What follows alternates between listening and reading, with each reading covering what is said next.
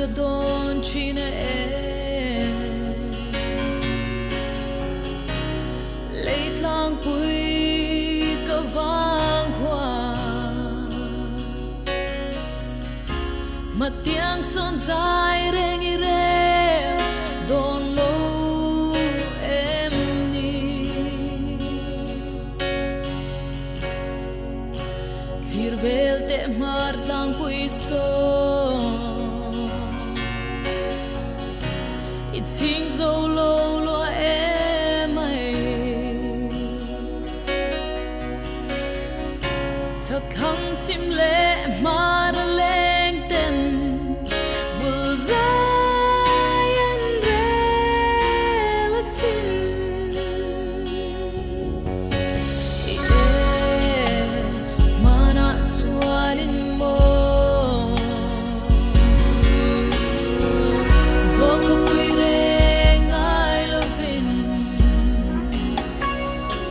hiam thai sum le bayang nung ido ngai lo ma se tu na chuanin lo van ko sum noi mo itsan tamang zal thola leitlang pui